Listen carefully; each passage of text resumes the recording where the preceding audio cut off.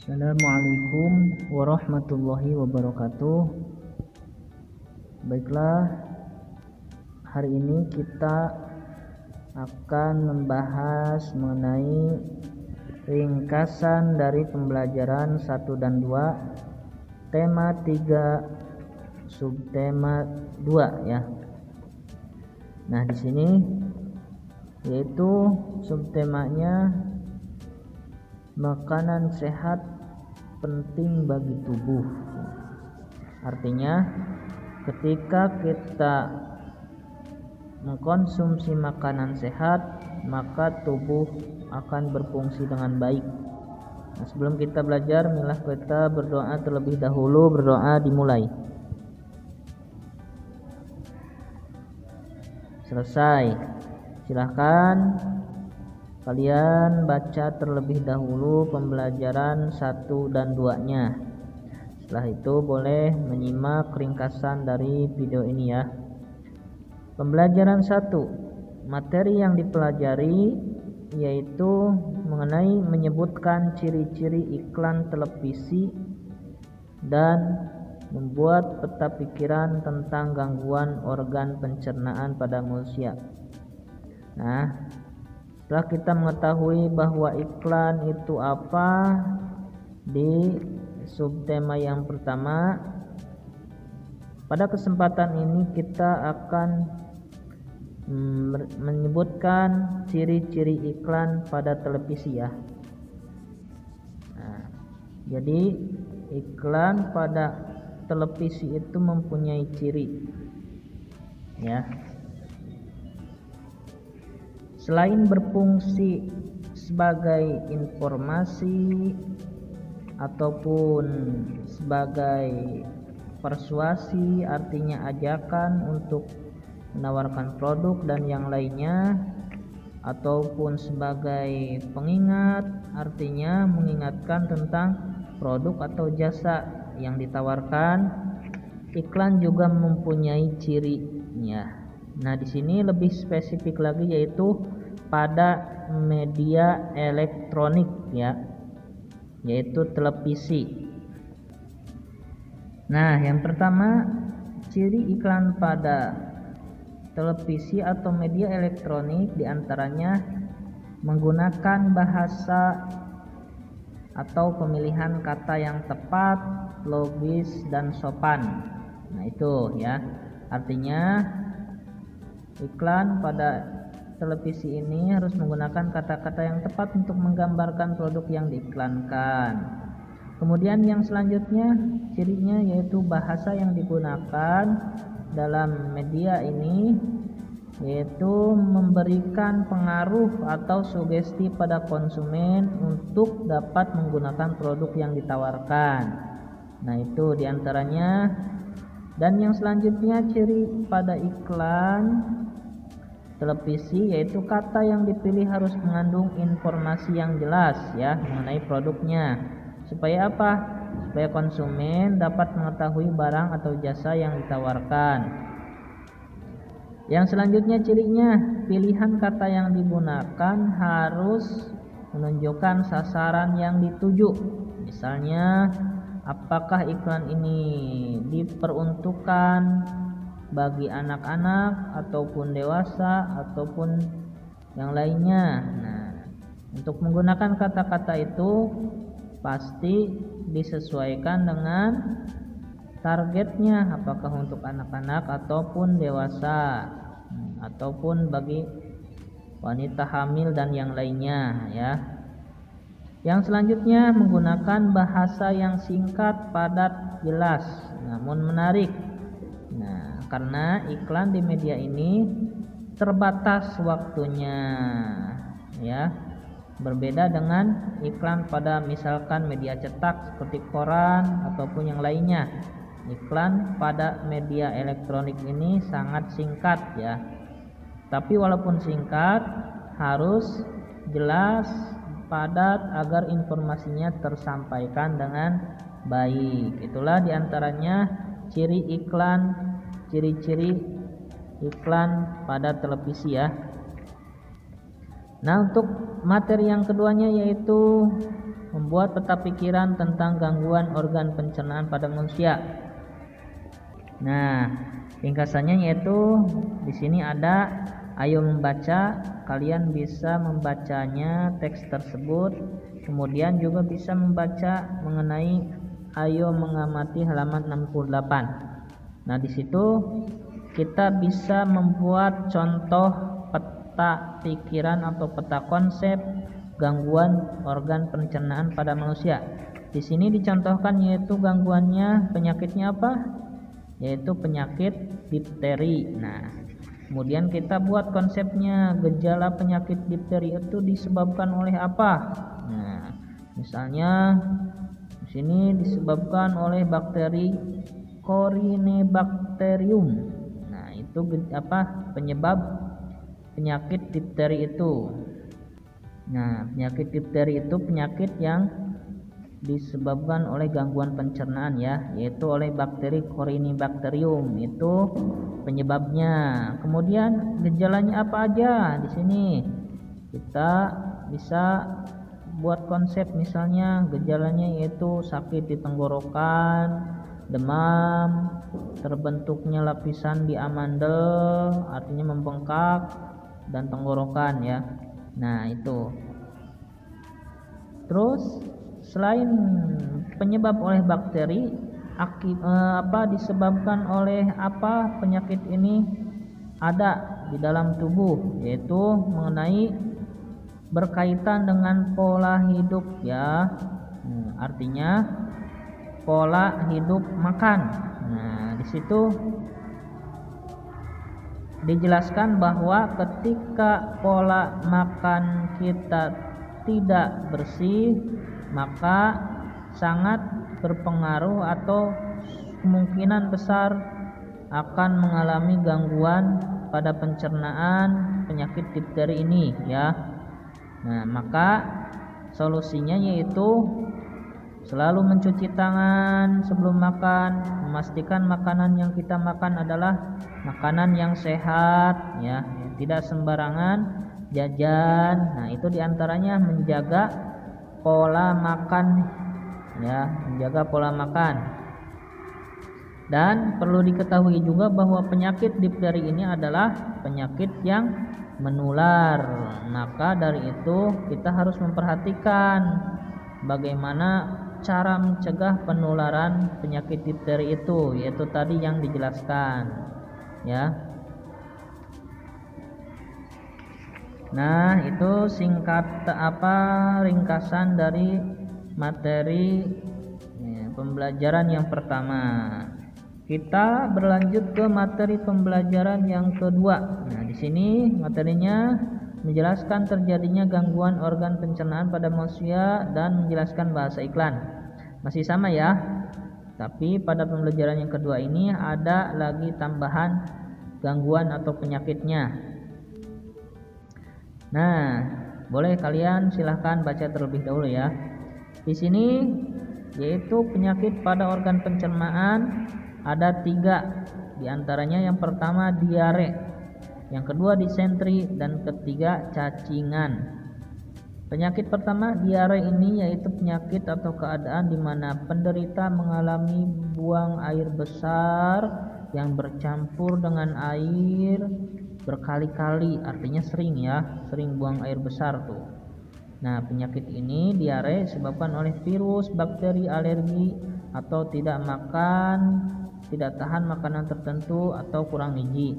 Nah, ini biasanya dialami oleh anak-anak yang jajan sembarangan atau makan sembarangan. Hati-hati ya. Nah, akibatnya penyakit ini akan menghilangkan banyak cairan tubuh ya, sehingga si penderita mengalami dehidrasi atau kekurangan cairan pada tubuh. Penyakit ini disebabkan oleh kuman, dapat menular. Nah, bisa tertular tuh kuman itu, artinya penularannya terjadi melalui feses atau kotoran dari penderita yang buang air besar di sembarang tempat, sehingga mengotori lingkungan, mengotori sungai ataupun yang lainnya. Pengobatan ini bisa dilakukan, solusinya yaitu memberikan obat yang bisa menghentikan diare ya, seperti norit atau karbotablet namanya obatnya itu ya. Atau biasa kalau tidak ada obat tersebut susah, kita bisa mengobatinya dengan sederhana ya. Banyak yang melakukannya yaitu dengan cara memberikan air garam ya, atau oralit. Artinya larutan garam dan gula. Ini kita bisa buat sendiri di rumah, yaitu dengan cara melarutkan 2 sendok teh gula dan 1/4 sendok teh garam dalam segelas air, kemudian dicampur, diaduk, diminum ke si penderitanya. Itu penyakit diare.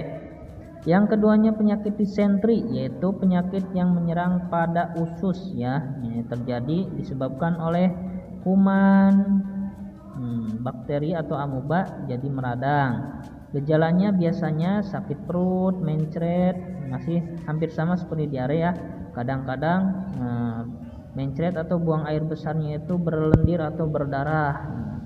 Adapun disentri ini ada 2, yaitu baksiler dan amebik. Baksiler disebabkan oleh bakteri dari keluarga Shigella, sedangkan amebik disebabkan oleh amuba itu ya bakterinya. Sama, ini juga menyebabkan dehidrasi atau kekurangan cairan tubuh ya. Nah, karena sering buang air, maka akan menyebabkan luka pada usus sehingga menghasilkan buang airnya itu berdarah. Nah, itu hati-hati ya penyakit disentri ini. Cara pengobatannya yaitu dengan antibiotika, obat antibiotik ya, misalnya tetrasiklin atau bisa transfusi darah. Nah, itu mengenai penyakit disentri ya. Dan penyakit ini juga menular ya, seperti penyakit diare, yaitu melalui kotoran atau tinja feses si penderita yang mencemari air dan tanah. Ketika orang sehat memakai air atau tanah yang ada atau tertular bahan atau penyakit disentri ini, maka yang tercemari itu oleh tinja yang mengandung kuman penyakit ini akan tertular kepada orang yang sehat tersebut. Nah, penyakit yang terakhir yaitu adalah cacingan ya. Nah, penyakit cacingan ini namanya juga penyakit cacingan, artinya ada cacing di dalam tubuh ya, cacing yang jahat maksudnya, yang menyebabkan penyakit. Di sini ada 3 jenis cacing yang harus kita ketahui. Di antaranya cacing gelang. Nah, cacing gelang ini masuk melalui makanan atau minuman yang tercemar atau tidak bersih tuh. Artinya cacing itu masuk melalui makanan tersebut sehingga mengakibatkan perut mulas, mencret, kembung. Nah, atau sakit tenggorokan atau hidung gatal ya. Ini biasanya terjadi pada anak-anak ya. Maka obatnya yaitu bisa melalui resep dokter ataupun resep tradisional. Misalnya makan rebung atau biji petai Cina ya, itu juga dapat menyembuhkan penyakit cacing gelang. Cacing tambang. Nah, ini disebabkan oleh cacing tambang. Biasanya masuknya melalui kulit, kulit kaki ataupun tangan tuh ya, di daerah lembab dan hangat.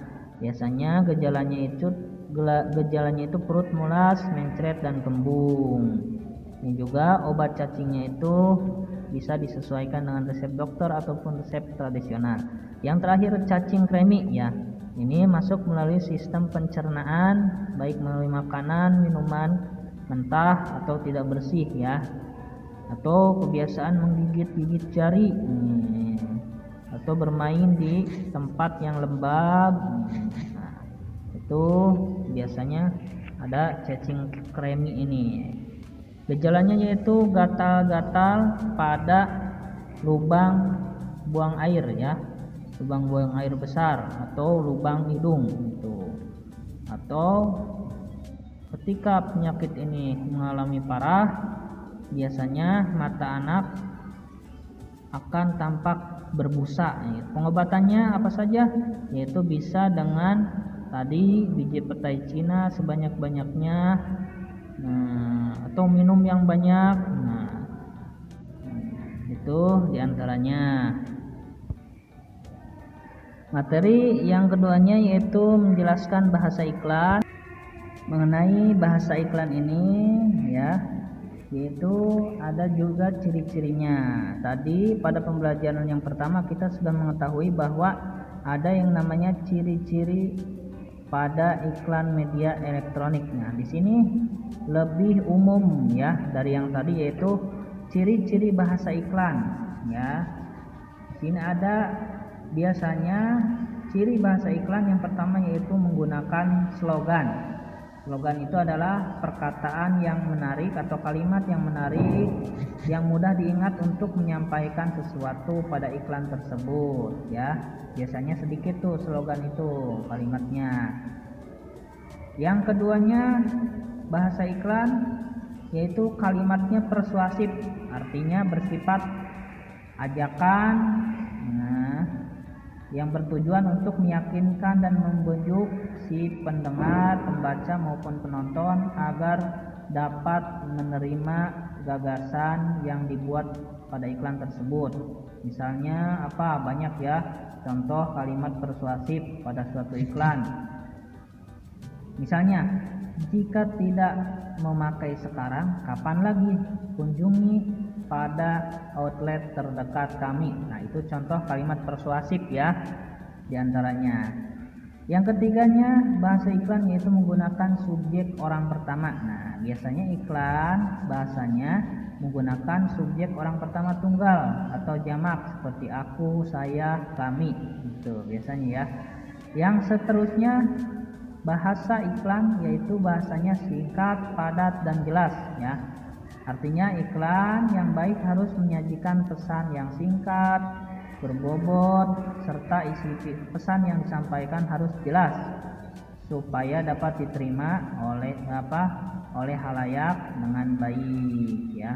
Itu diantaranya bahasa iklan ya, ciri-ciri pada bahasa iklan. Nah, itu ringkasannya. Untuk evaluasi boleh kalian kerjakan halaman 66 ya, ciri-ciri iklan media elektronik. Tadi sudah dijelaskan apa saja, tulis saja ciri-cirinya apa saja, 3 saja. Dan pada pembelajaran yang kedua halaman 74 kalian isi hal-hal mengenai gangguan penyakit pada pencernaan ya, diare, disentri, cacingan, penyebabnya apa, tandanya apa, cara mencegahnya apa, satu-satu saja ya. Nah, misalnya penyebab penyakit diare apa, satu aja cukup, nggak apa-apa. Terima kasih. Kirim tugasnya ke file di Classroom ya. Assalamualaikum warahmatullahi wabarakatuh.